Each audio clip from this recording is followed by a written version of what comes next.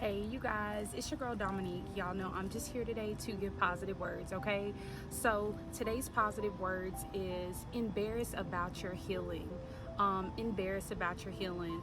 Let's talk about it, y'all. Now, if y'all been connected with me or watching my videos for quite a while now, you should know that majority of all of my content is about uplifting and motivating one another or encouraging people through all seasons of life.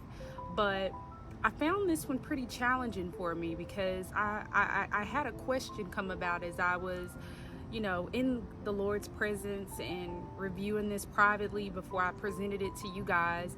I found it very uncomfortable when you come to a certain season or a point in your life when you're embarrassed or you're uncomfortable about your healing.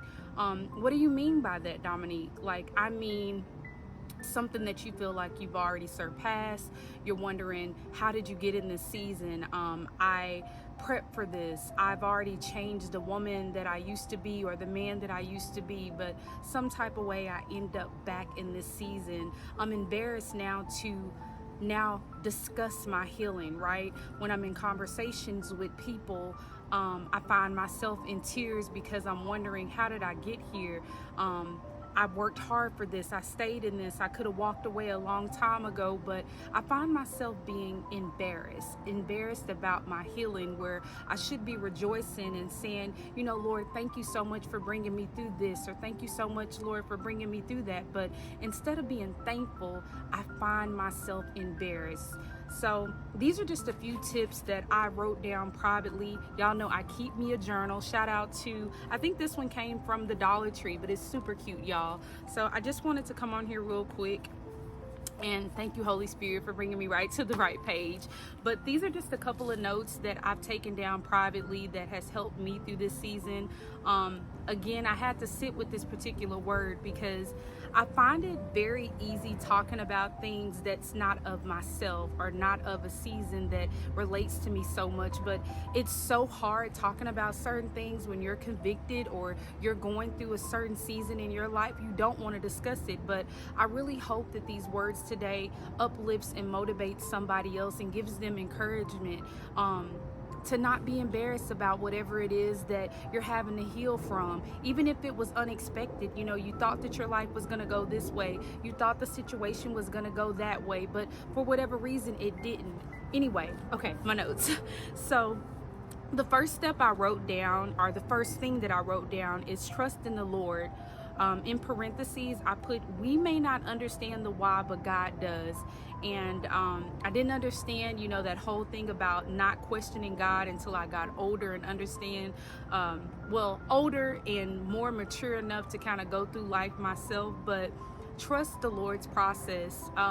We don't understand certain things, why things go a certain way.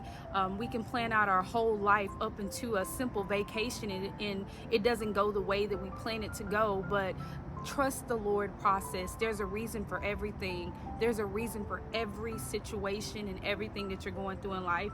The second thing I wrote down is find yourself spending more time with God than people.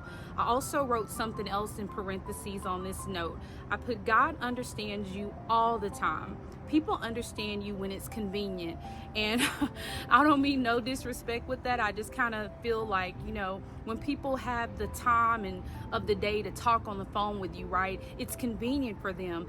It's convenient for people to feel like they heard a juicy story and it's like, oh girl, instead of being like, oh man, that sister is going through something, or oh, that brother is going through something. When it's convenient for them, of course they got time for you. But the good thing about the Lord is he's available anytime at any place, and you're always welcome to open yourself up into his presence or sit into his presence. The third thing I wrote down is be real with yourself. Be real with yourself. On this particular note, I added in parentheses, if you're hurting, confess that you're hurt. Holding it inside will only make the healing process worse. This is me. I will say, no, I'm okay. I'm okay. And I'm really breaking down inside.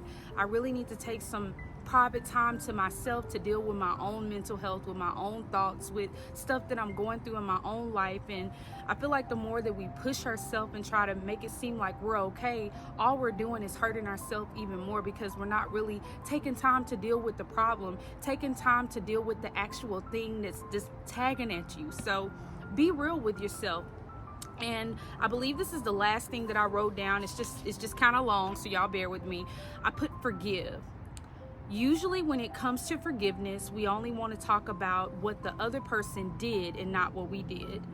These are the notes that I wrote underneath that. I put forgive yourself for getting out of character. Forgive yourself for verbally abusing others, not knowing how deep your words cut their soul. Forgive yourself for settling and not standing firm on your original no. I know that stepped on a lot of people's toes. And forgive yourself for loving others more than they loved you. Have you ever found yourself loving people more than they love you? Putting more effort into things, and when you find yourself in a season of needing help or just wanting love from somebody, they reject you more than accept you. Let me get out of there. And then forgive yourself for not walking away a long time ago and allowing people to get comfortable bringing you down, not believing in you, not having one foot in and out the door, saying nice things about you in your presence, yet your worst enemy when you're not around. Y'all, we have got to forgive ourselves for these things. I feel like these are things that are common in life, but we do it over and over again. We got to forgive ourselves. And then lastly, I put accept your brokenness. Accept you don't have all the answers, but trust and believe you have a God that can, but trust and believe that you have a God you can turn to. What the devil meant for bad, God can turn it into good. Trust the healing process. You are gonna make it. So I hope these words of encouragement was able to connect with the right people. I know this word may not be for everybody, but do not be embarrassed of your healing process. Embrace it, go through it. You are gonna make it. Those are the words that I have for you guys. I'll see you next time. Bye.